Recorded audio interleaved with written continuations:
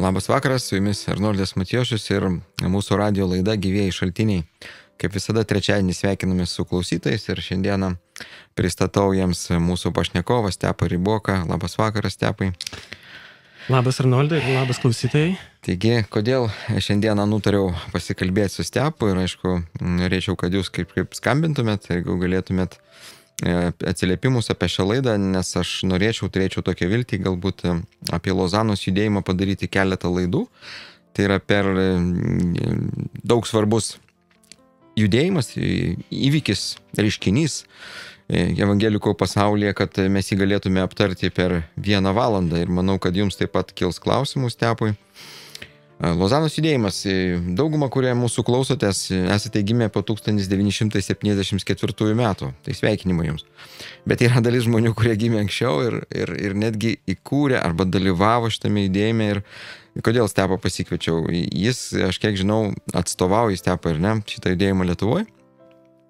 Todėl būtų teisinga, kad mes išgirstume iš tavo lūpų, kas tai per judėjimas, kaip jis atsirado. Labai yra sunku sakyti, kaip tas atstovavimas vyksta, nes aš esu kontaktinis asmuo Lozanos judėjimo čia Lietuvoje ir yra tekęs dalyvauti keliuose susitikimuose, taip pat Lozanos judėjimo praeitais metais 40-metio šventime kaip tik. Ir pats Lozanos judėjimas, jisai turi ganėtinai ilgą istoriją ir dar ilgesnę priešistorę, kuri padėjo pagrindus pačiam Lozanos judėjimui. O tai būtų įdomu išgirsti klausytojams. Tai galbūt galima tada būtų šiek tiek nusikelti 1910 metus, kada vyko Edinburgo misijų konferencija, kurioj tai buvo pirma tokia didžiulė konferencija apie pasaulio evangelizavimą, kurioje susirinko atstovai iš daugiausia Europos ir Šiaurės Amerikos protestantiškų bažnyčių, evangeliškų bažnyčių. Ir jie užsibrėžė savo tikslą evangelizuoti visą pasaulį dar šios kartos laikotarpį. Aišku, karta jau praėjo, dabar yra kita karta vykstanti. Bet pats judėjimas, nors jisai buvo taip pat toksai kaip pamatinis judėjimas ekumenizmui, jisai vėliau neišlaikė savo evangeliškų tradicijų, sakykime, nes vienas iš jų problematikų buvo, kad jie susirinko tam, kad vykdytų kažką, bet jie neturėjo pagrindo, kuriuo jie tai daro. Tai yra, neturėjo vieningo tikėjimo išpažinimo ir doktrininio išpažinimo. Ir vėliau po Antro pasaulinio karo iš to judėjimo, aišku, atsirado pasaulinė bažnyčių taryba, tuo pačiu pagrindu taip pat. Ir evangelikai galiausiai tam visam judėjimui jie pradėjo jausti šiek tiek nejaukiai, kadangi tai, kas jiem yra patys svarbiausi ir pamatiniausi dalykai, tai yra rašto autoritetas, tarkim, evangelijos skelbimas, jie tapo tarsi antraeiliai dalykai. Didesnis dalykas buvo politinė ir socialinė veikla, kas taip pat padarė gana didelę įtaką visam pasauliu. Tačiau po Antro pasaulinio karo taip pat radikaliai keitėsi ir viso pasaulio sandara. Tai yra, subyrėjo visos kolonijos, atsirado naujos valstybės taip pat. Evangelikalai kaip judėjimas pradėjo išlysti iš sakykime, taip, po stalo. Jie atsiribojo šiek tiek nuo fundamentalistų po prieš gerą 50 metų prieš tai vykusias kovas tarp liberalų ir tokių daugiau evangelikų, kurie vėliau tapo tiesiog fundamentalistais. Ir jie pradėjo daugiau reikštis viešojo erdvėje, pradėjo didelį indėlį daryti akademiją, įsikūrė naujos seminarijos evangelinės, tai ir Trinity Evangelical Divinity School, ir Wheaton, ir Gordon Conwell, taip toliau Amerikoje. Ir tuo metu kaip tik į sceną, sakykime taip, įžengė Billy Grahamas. Billy Grahamas, kuris tapo bene didžiausia, tarkim, žvaigždė evangeliniam pasauliu, tai yra garsus evangelistas. Ir jam labai knietėjo kažkaip tai išjudinti viso pasaulio evangelikus ir apjungti viso pasaulio evangelikus tam, kad Evangelija būtų paskelbta viso pasaulio žmonėm. Ir aišku, tuo pačiu metu pasaulyje evangelikai buvo tam tikroj krizėje, kadangi pati misija, bažnyčios misija čia ir ypatingai į užjūrio šalis buvo gerokai apleista ir pamiršta. Tai buvo tas pagrindas, kodėl Billy Grahamui taip rūpėjo. Ir tada 1966 metais įvyksta du labai svarbus dalykai pasaulyje. Tai yra viena konferencija, tai vyksta Wheaton College Amerikoje, kuris taip pat įkurtas yra Billy Grahamo. Ir tenais vyksta kongresas, bažnyčios mandato evangelizavimui kongresas, čia vertinį naudoja. Pavedimas bažnyčiai. Pavedimas. Maždaug tai. Kuris šiek tiek nustato tam tikras gairias apie svarbą Evangelijos skelbimui ir naudojimą naujų būdų, kiekybiškų ir kokybiškų būdų. Ir tuo pačiu 66 metais Billy Grahamo evangelistinė asociacija, jinai suorganizuoja didžiulę konferenciją pasaulio evangelizavimo klausimų Berlyne. Berlyne susirenka daug atstovų ir Berlyne būtent yra padedami tokie pamatai tam, kas vėliau tampa Lozanos judėjimus. Tai yra tam tikra metodologija ir taip pat suvokimas, kad pasaulinis krikščionybės centras jisai persistumė iš vakarų į rytus ir į pietus. Į rytų pusrutulį ir pietų pusrutulį taip pat. Ir dėl to jau Lozanai 1924 metais yra susirenka žmonės iš 150 pasaulio šalių, 2700 evangelikų lyderių. Ir šitoje vietoje nemažą taip pat balsą turi ir patys, sakykime, to didžiojo pasaulio dalies atstovai. Tai yra iš Latino Amerikos ypatingai Samuel Escobar ir Padilla. Ir šitoje vietoje tada yra suformuluojama tai, kas yra vadinama Lozanos sandora, kurios sakykime, tikriausiai architektų galim būtų pavadinti John Stott, anglų garsų evangelikų pastorių. Ir jinai susidaro iš tokių trijų, tarkim, didelių ir svarbių srovių. Tai yra iš vienos pusės, sakykime, žmonės, kurie atėjo iš Šiaurės Amerikos, kaip Billy Graham, jie buvo labai smarkiai dėjo akcentą ant žmonių evangelizavimo, evangelijos skelbimo ir kvietimo atsiversti. Tai kai tuo tarpu britiškas evangelikalizmas, jisai šiek tiek daugiau kalbėjo apie ir turėjo labai daug patirties ir istorijos apie evangelikų socialinį vaidmenį visuomenėje. Tai mes, aišku, puikiai žinom ir Wilberforce, ir Catherwood, visus tos garsiuosius evangelikus, kurie padarė labai didelės pertvarkas Britanijos sistemoje ir Britų kasdieniam gyvenime taip pat. Bet tuo tarpu Lotynų Amerikos evangelikai, kurie taip pat atstovavo tenais ir kalbėjo už tą, tos vadinamą didžiąją pasaulio dalį, jie šiek tiek matė naivumą tų vakariečių, kadangi nors vakariečiai, tarkim, kalbėjo ir apie tuos evangelizavimo svarbą ir taip pat kalbėjo apie svarbą, socialinio veiksmo svarbą, tačiau jie nieko nesuvokė apie tai, kad pačios socialinės struktūros, kuriom jie gali vadovautis, sakykime, Lotynų Amerikoje yra blogos, neteisingos taip pat.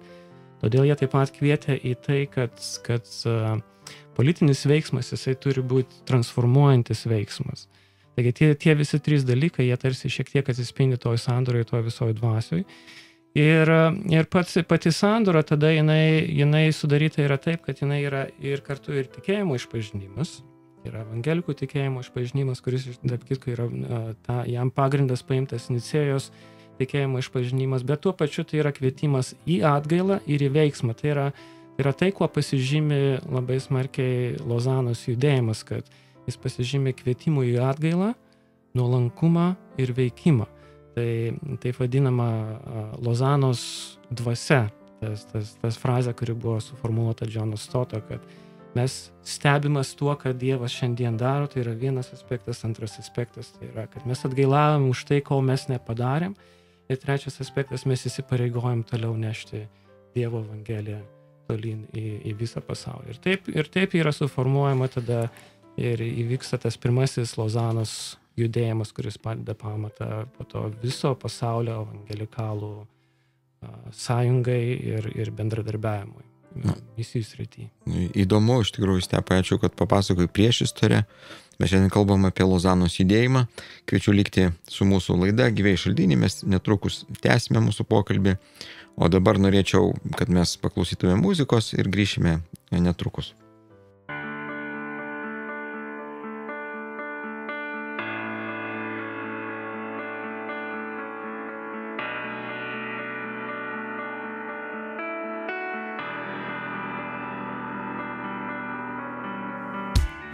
When you're broken, when you're weak, when you turn the other cheek, when you cannot speak of the bittersweetness, when the floor gives out beneath, and everything that you believe cannot bring you peace. You're broken inside, broken in pieces. You can rest in the arms of the one who holds you, rest in the arms of the one who knows you, rest in the arms of the one who won't let go. You can rest in the arms of the one who holds you, rest in the arms of the one who loves you, rest in the arms of the one who won't let go. When the water starts to rise and you've lost the will to fight, when you're losing light, just close your eyes now. You can rest in the arms of the one who holds you, rest in the arms of the one who knows you, rest in the arms of the one who won't let go. You can rest in the arms of the one who holds you, rest in the arms of the one who loves you, rest in the arms of the one who won't let go. Have no fear. I'll be here.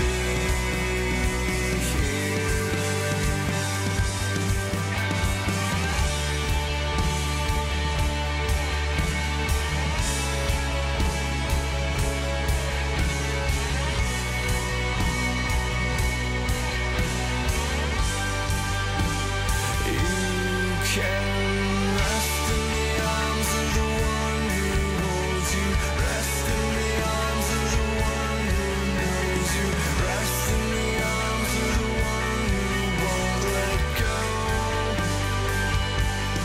You can rest in the arms of the one who holds you, rest in the arms of the one who loves you, rest in the arms of the one who won't let go.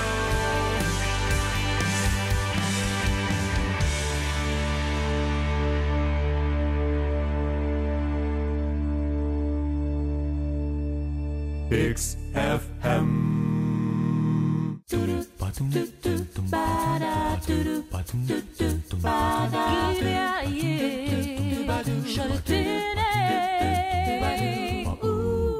Taip, be šito šūksnio entuziastingo mes, aišku, dar negalėtume ir padaryti, jeigu nebūtų mūsų radijo rėmėjų, kuriem nuoširdžiai dėkojam, pavieniam tikintiesiam ir jų grupėm, bendruomenėm, bažnyčiom. Ačiū, kad remėte XFM radiją ir tęskite šį nuostabų darbą. Ir toliau, nes Lozanos sandora pabrėžia veikimą. Jo gali būti įvairių aspektų. Taigi mes tęsim šiandien pokalbį su Stepu Ryboku, kuris yra kontaktinis asmuo Lozanos judėjimų Lietuvoje, apie tai, kas tas yra Lozanos judėjimas. Ir Stepai, papasakok mums, kaip ten po 74 metų toliau vyko įvykiai.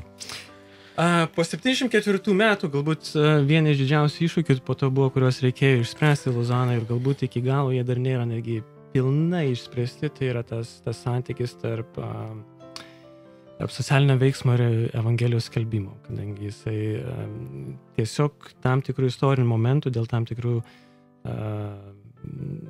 vystymusi, teologinių vystymusi, istorinių vystymų, tai yra tos socialinės Evangelijos vadinamos iškilimo, aišku, buvo labai stiprus atsakas iš tų, kurie kalbėjo vien tik tai apie evangelizavimą, bet tačiau kaip autoriai ten dokumentų apie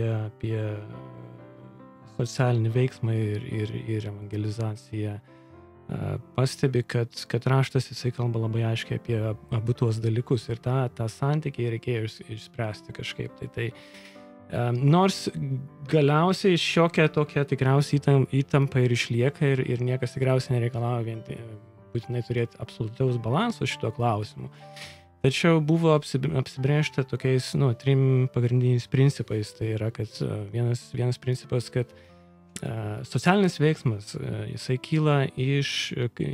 yra pasekmė evangelizavimo. Tai yra žmogus, kuris yra atsivertęs ir gavęs naują gyvenimą, jisai ir gyvena naujai. Ir tai kviečia į visiškai naują gyvenimo būdą, kurio pasekmė yra galbūt ir naujo teisingumo siekimas, ir rūpinimasis vargšais, ir nuskriaustais ir panašiai.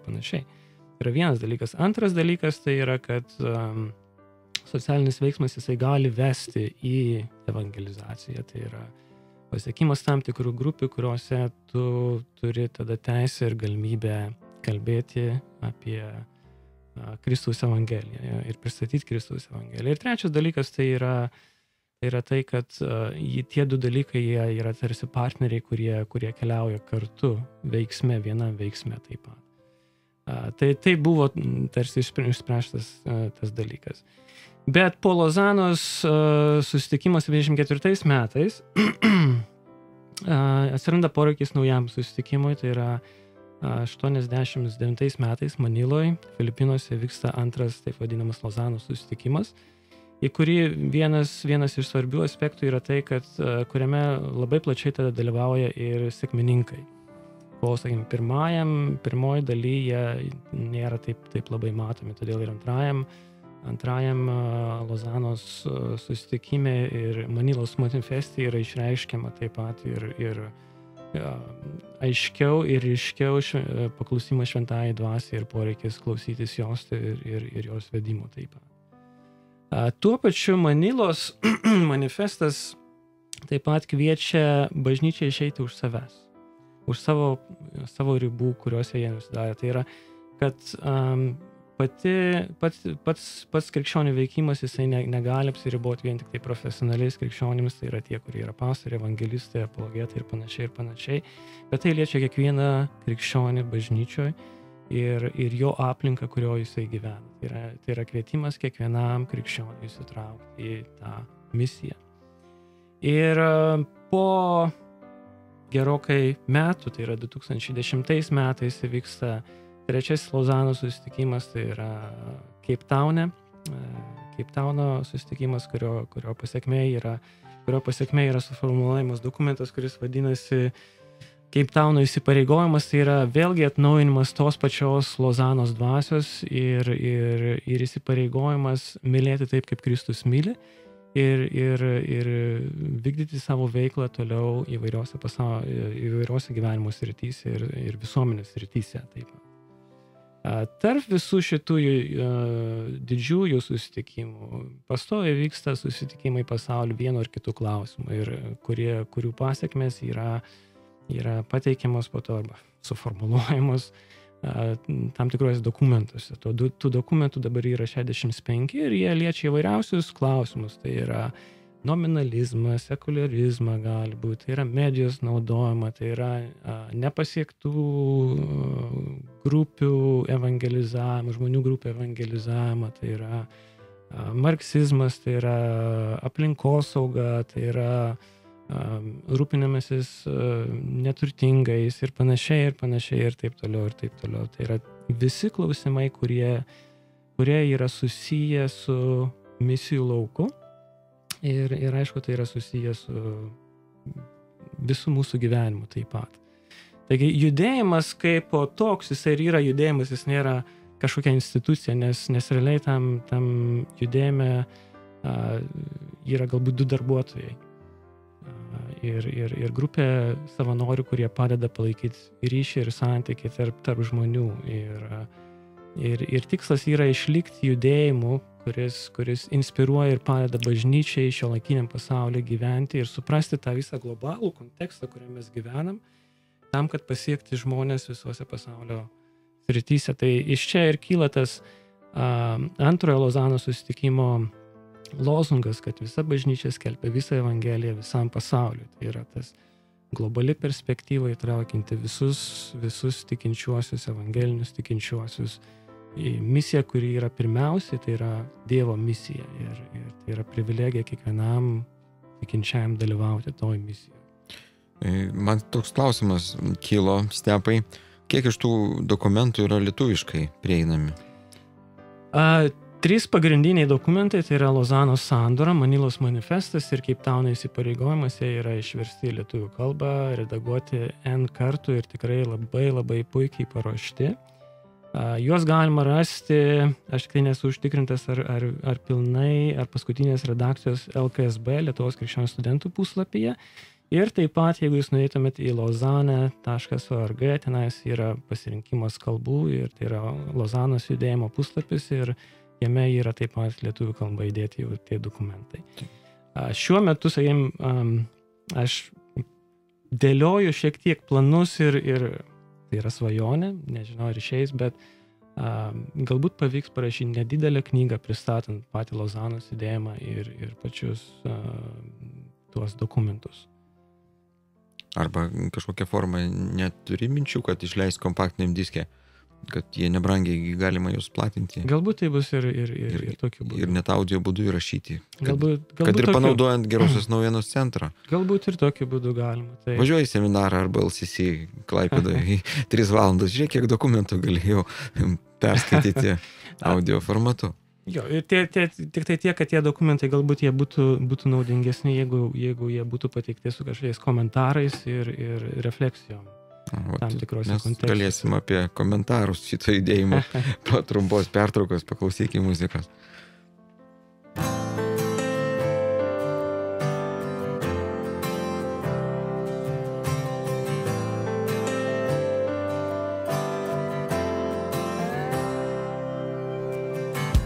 We take our corners, we don't back down. It's getting colder with every round. When do we start fighting each other instead of fighting for the thing we had? I'm getting tired of the water. I don't want to live like that. I want to hold on to you again. Come out of my corner and let love win. Stand up a white flag and take your hand. I know we can make it if we let love win. I miss that feeling of a good long kiss. I know we never meant to end up like this, but I'm not giving up here, honey, and I'm never gonna walk away, 'cause without you it's lonely. I don't wanna live that way. I wanna hold on to you again. Come out of my corner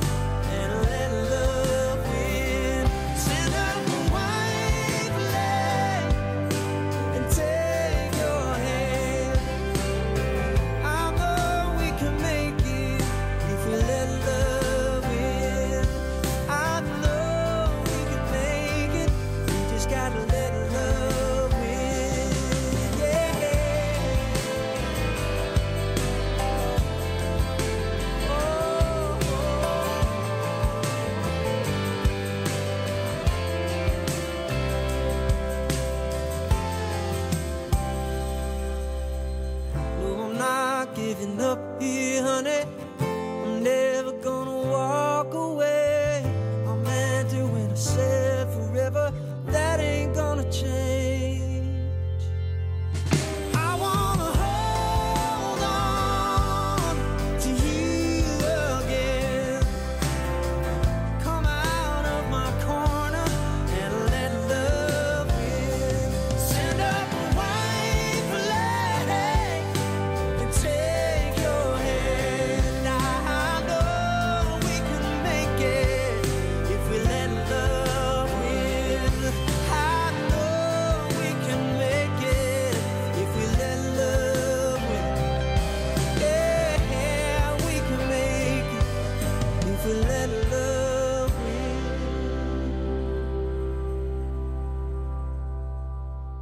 XFM.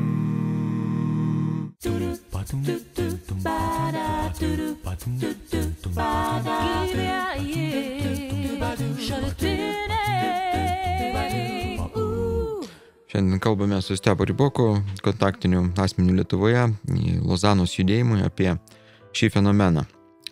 Stepai, tu sakai, kad evangelikai jie pašaukti judėjimo evangelizuoti pasaulį. Mūsų Lietuvos kontekste mes einam pro kokią nors bažnyčią, parapiją, žiūrim, nauja evangelizacija parašyta. Romos katalikai evangelizuoja. Evangelizuoja ir kiti, ir mormonai evangelizuoja, ir septintos dienos adventistai.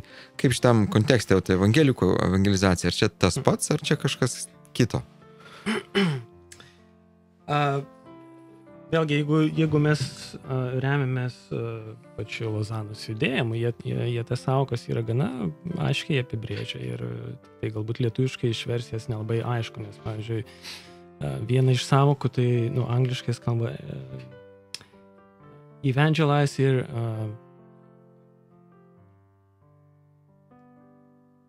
Nes evangelize tai reiškia nešti gerą naujieną, jeigu taip pažodžiai iš graikų, ar ne? Jie sako evangelization ir evangelism.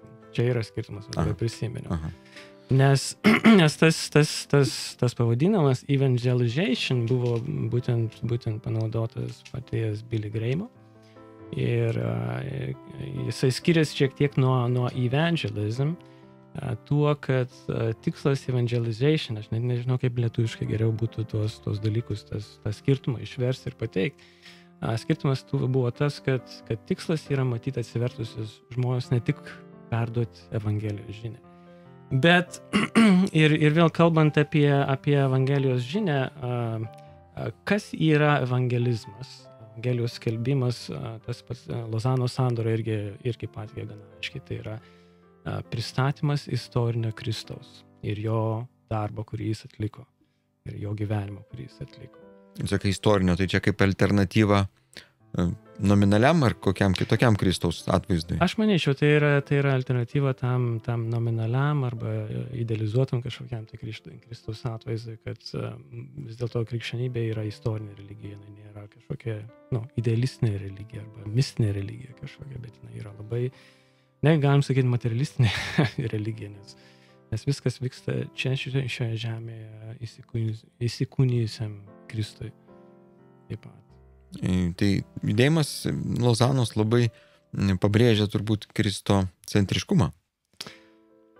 Vienas iš sakykime, tų esminių ir pamatinių dalykų, kaip ir judėjime, kaip ir apskritai evangelikalizme yra kristocentriškumas. Tai yra Kristaus svarba ir vieta tiek žmogaus atpirkime, tiek viso pasaulio istorijoje. Mes galim sakyti, kad visas pasaulio istorija gali būti sudalinta iki Kristaus ir po Kristaus, kuriame mes matom Dievo pilnatvę ir išgelbėjimo pilnatvę taip pat. Ir būtent tą istorinę tiesą remdamėsi mes turim viltį naujam gyvenimui. Taip pat. Tai ta prasme tada tas visas judėjimas, jisai yra tuo pačiu ir evangelikų judėjimas ir jis atspindi tą vieną iš pamatinių evangelikų bruožų. Kitas, aišku, bruožas, kuris taip pat yra pamatinis tiek Lozanos judėjime, tiek evangelikų judėjime, kuris, tarp kitko, viena iš priežasčių, kodėl apskritai atsirado Lozana, buvo, tai yra švento rašto autoritetas. Tai yra vienas ir vienintelis aukščiausias autoritetas tikėjimo ir gyvenimo praktikos klausimais krikščionio gyvenime. Ne kažkokios struktūros, ne kažkokios ideologijos, bet būtent Dievo žodis, kuris kalba. Tai labai panašu į ir jungtinių Biblijų draugijų tą lozungą. Kuo daugiau Biblijos ir kuo prieinamesnėje padaryti masėms žmonių. Bet pačios Biblijos draugijos, jos irgi ateina iš lygiai to paties evangelikų pasaulio. Taip, tik tas skirtumas, kad prie jų prisijungia, daugiau ar mažiau, bet Romos katalikų bažnyčia ir taip pat, galbūt tokios denominacijos, kurios įprastai su evangelikai sunkiai sueina. Taip, bet ir galbūt vienas iš didžiulių pokyčių, kuris privedė prie tokio bendradarbiavimo, kuris yra teigiamas ir geras ir gerbtinas ir visaip kaip geras bendradarbiavimas, tai yra antras Vatikano susirinkimas, kuris taip pat iškėlė tą poreikį ir galimybę kiekvienam žmogui, šiuo atveju katalikam, skaityti Bibliją ir kaip vertinga ir tikėjimo ir gyvenimo knygą taip pat. Taip, aš skaičiau tos pastebėjimus Lozanos judėjimo sandoros.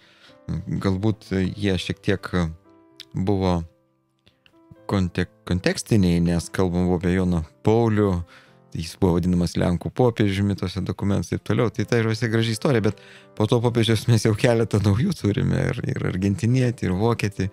Ir ta pozicija Romos katalikų bažnyčios ir Domini Jėzus ir kiti dokumentai, kur vėl tarsi reversas įvyko, kasetė pradėjo groti kitą pusę, kad vėl protestantai Tridento susirinkimo pasmerkti ir tegu ten būna. Dokumentas, kurį tu mini, jisai buvo suformuluotas berods 82 metais, jeigu aš neklystu. Ir jisai kalbėjo apie tai, kaip dalintis evangeliją arba skelbti evangeliją nominaliems katalikams. Tuo pačiu pažymint, kad tai yra vienas iš dokumentų ir kiti dokumentai liečia ir nominalius protestantus, ir nominalius ortodoksus, taigi tai nėra kažkoksai tai grinai evangeliškų prozelitų dokumentas skirtas kitų tradicijų krikščionių atvirtinėjimui. Bet išpažįstant, kad realybė yra realybė ir kad bažnyčioje labai dažnai tiek katalikų, tiek ir protestantų, tiek ir ortodoksų Kristus yra pametamas. Pametamas jo asmuo, kuris būtent ant kurio ir stovi visas žmogaus išgelbėjimas, ir dėl to vienas iš didžiausių kvietimų kiekvienam žmogui yra būtent susitaikyti su Kristumi. Ne veltui, sakykime, trečiam Lozanos susitikime Keiptaune vienas iš pagrindinių kalbėtojų buvo John Piper. Aš mačiau, kad jo knyga taip pat ką tik išvertėm.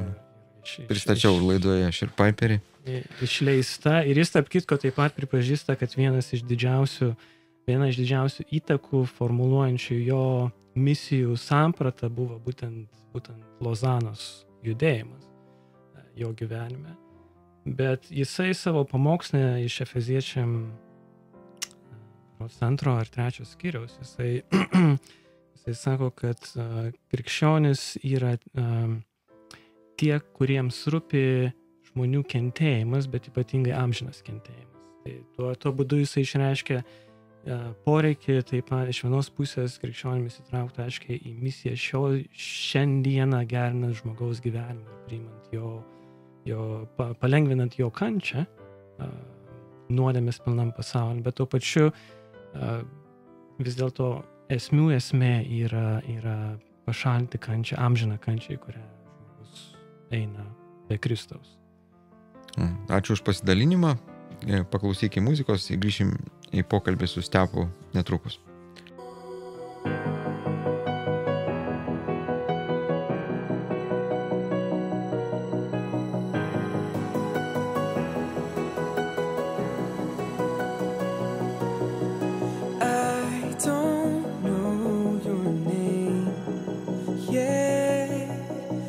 never even seen your face.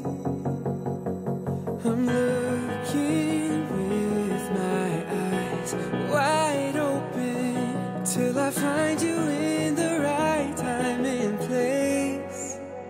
Hide your love away and wait for me, wait for me. I will do the same. So wait for me, wait for me. There will come a day when I will finally say, staring in your eyes, I've waited my whole life for this night.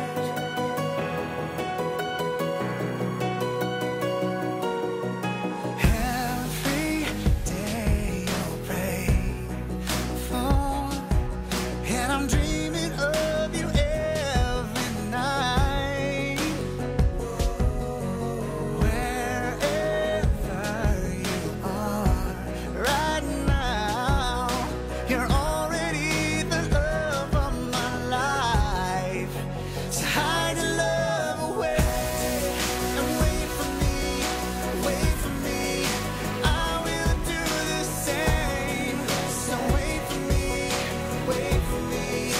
There will come a day when I will finally say, staring in your eyes, I waited my whole life for this night. I'm holding on for you. My heart belongs to you. You're everything that I adore. I'm holding on for you. My heart belongs to you. Darling, your love is spoken for. Hide your love away and wait for me, wait for me. I will do the same. Wait for me, wait for me. With every breath you take, wait for me, wait for me. I will do the same. Wait for me, oh wait for me. There will come a day when finally I say, staring in your eyes, I've waited my whole life. And staring in your eyes, I've waited my whole life for this night.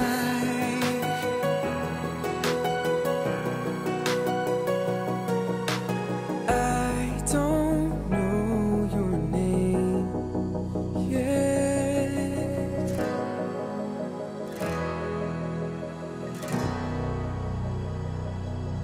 Pix FM.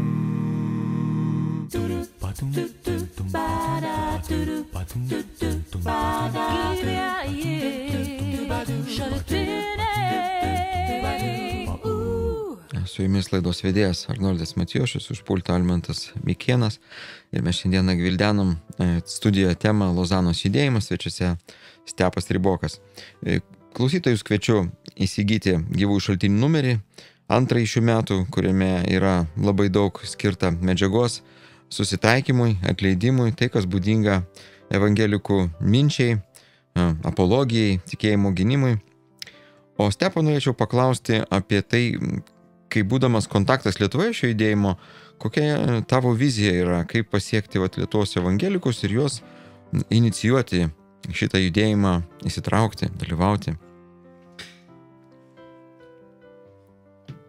Aš mačiau, vienas iš svarbių dalykų yra tai, kad apskritai žmonės susipažintų su tai, kas tai yra Lozanos judėjimas. Ir jeigu žmonės kalba anglų kalba ir skaito, tai informacijos yra pakankamai nemažai. Antras dalykas, vis po vieną kitą lietuvį vis atsiduria Lozanos judėjimo susirinkimus, vienam ir kitam. Pavyzdžiui, tam pačiam 2010 metais buvusiam Cape Tauno susirinkime, trečiajam Lozanos susirinkime, Cape Taune, Afrikoje, Pietų Afrikoje. kuriam, tarp kitko, dalyvavo atstovai iš 198 šalių ir virš 4000 dalyvių. Tai yra, ko gero, vienas iš pačių geografiškai plačiausių, jeigu ne evangelikų, jeigu ne visų krikščionių, tai bent jau evangelikų susitikimų krikščionybės istorijoje. Ten dalyvavo 3 lietuviai. Atstovavo Lietuvą ir po to jau 2014 metais, kaip tos Lozanos judėjimo 40-mečio minėjime, dalyvavo 1 lietuvis. Dabar 2016 metais Indonezijoje bus jaunų, augančių krikščionių lyderių susitikimas, globalus susitikimas. Ir tenais dalyvaus 2 lietuviai, bent jau yra užsirašę ir tikėkime, kad viskas pavyks. Galbūt jie netgi sudalyvaus ankstesniam susitikime, kuris yra konsultacinis susitikimas Norvegijoje, dabar berods spalio mėnesį bus. Ir labai gaila, bet atrodo iš Lietuvos niekas nevažiuos į verslo žmonių susitikimą ir pasaulinę konsultaciją taip pat. Tai vat vienas iš svarbių dalykų, kad tiesiog, taip pat patys žmonės pamatytų, patirtų, nes kas tas yra Lozanos judėjimas. Man labai patiko, kaip tu pačioj pradžioje pristatei Lozanos judėjimą, kad tai yra įvykis, tai yra judėjimas, nepamenu kaip, bet fenomenas, įvykis, reiškinys. Ir tipiškai, jeigu tu nori pristatyti įvykį, reiškinį ar fenomeną, tai jį reikia patirti. Ir tada vienas iš dalykų ir tai, kas tampa svarbu, tai yra tie ambasadoriai, kurie sudalyvauja tenais vienam ir kitam susitikime kažkur. Kitas dalykas, aišku, tai yra patys Lozanos dokumentai, kurie tam ir buvo išversti. Tai yra tie 3 pagrindiniai dokumentai, kurie buvo išversti lietuvių kalbą ir parašyti tikrai labai labai gerai. Ir mano mintis buvo galbūt paruošti juos su tokiais studijų klausimais, kurios galima būtų kartu studijuoti kažkokiose grupėse. Tai tikrai be galo vertingi ir turtingi dokumentai, kurie tikrai gali atnaujinti ir tiek kiekvieną žmogų tarnauti, tiek ir bendruomenės ar organizacijas jų teologijoje ir jų gyvybiškume. Tai buvo tokia mintis, bet kita mintis yra parašyti nedidelę knygą, kuri plačiau pristatytų patį Lozanos judėjimą ir tų kai kurių dokumentų, kai kurių jų aspektų svarbą ir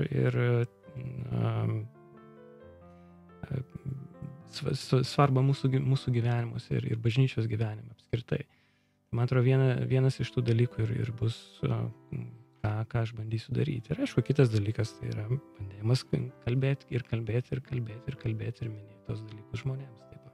Tai Lietuvoje kalbėjimas yra, kada susitinki su keletu žmonių vienu metu, kaip toksai pliurologas, ar ne, geriausia? Tam tikrą prasme taip, nes vėlgi Lozanos ir yra pavadinimas judėjimas. Tai nėra kažkokia organizacija, kuri turi hierarchiją ar struktūras kažkokias, tai žinai, bet tai yra judėjimas ir jis daugiau atstovaujamas tuo, kad žmonės turi tą Lozanos dvasią, kas yra vadinama. Ir jinai niekaip kitaip negali būti perduodama, kaip tik tai dalyvaujant, pažįstant, kalbant, bendraujant. Tai yra vienas iš pagrindinių būdų, kaip tai gali būti perduodama. Ir bet kuris Lozanos žmogus, kuris turi kažkokią lyderystę Lozanos judėjime, jis gana griežtai pasisakys visą laiką prieš kažkokią struktūrizavimą ar organizavimą. Visą laiką kalbės apie tai, kad tai yra Lozanos dvasia, tai yra įsipareigojimas tai sandorai, kurią kažkada tai sudarė 2700 atstovų iš 150 šalių. Ir būtent Lozanos judėjimas, jo gyvybingumas ir slypi tame, kad kaip buvęs Lozanos direktorius Doug Birdsall, jisai pasakė, mes auginam vaisius ant medžių, kuriuos pasodino mūsų protėviai. Mes išmokom auginti medžius, tuos vaisius ant medžių. Labai gražiai pasakė. Aš linkiu tau kaip kontaktiniam asmeniui galimybių šitame forume, pastorių, kunigų, dvasininkų ir ne tik, kaip sakai, visi tikintieji pašaukti didįjį pavedimą vykdyti ir tai va tuo ir skiriasi galbūt, ar ne, evangelikai nuo kitų. Ne tik to, bet stipriai to į mokinystę, ne, kad rastum galimybių ir panaudotum vat, ir mass medijas, komunikaciją, eterio bangom. Kai eterį dabar galim perkelti į internetą, visi gali klausytis mūsų laidų internetu, įdėti kažkiek medžiagos, įrašyti į YouTube ir kitas formas ir kad tas judėjimas, mes linkim radio vardu, jisai įgautų pagreitį ir žinomumą kaip reiškinys. Nu, jeigu padarytume šiandien apklausą didžiausiuose evangelikų miestuose Kaune ir Vilniuje, kiek pastorių žino bent 5 faktus apie Lozanos judėjimą.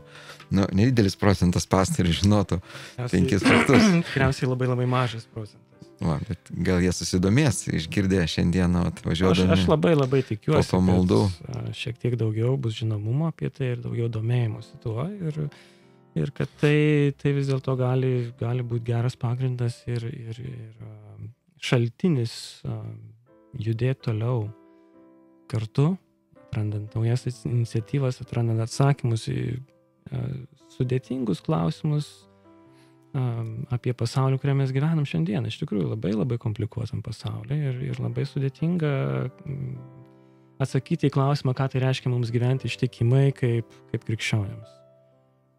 Taip. Ir visame defragmentacijoje šitoje procese, kaip sakai, reiškinys yra priešingas. Išcentrinis judėjimas, kad po vieną, nežiūrėti, ką kitas daro, pertraukti per dantį, ar ne, brolį arba seserį. Tai vat, jeigu kils žmonėm klausimų, kaip veikti įcentriniškai kartu, susiraskit Stepą Ryboką, Lietuvos krikščionių studentų bendrijos, per puslapį, ar ne, tavo kontaktai ten yra, aš tikiuosi.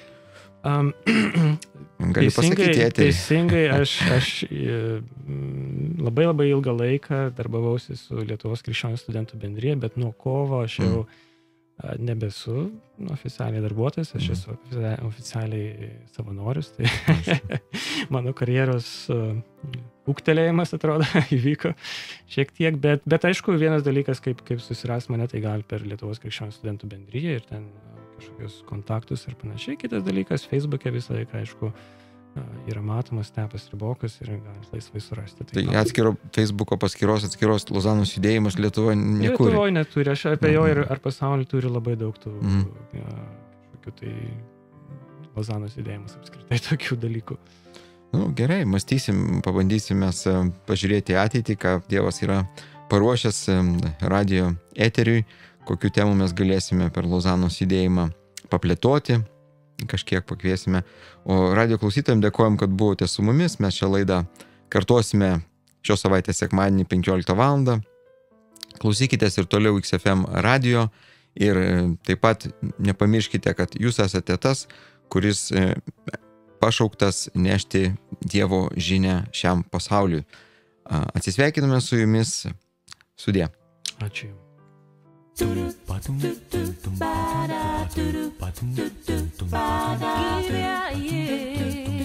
Shut it in.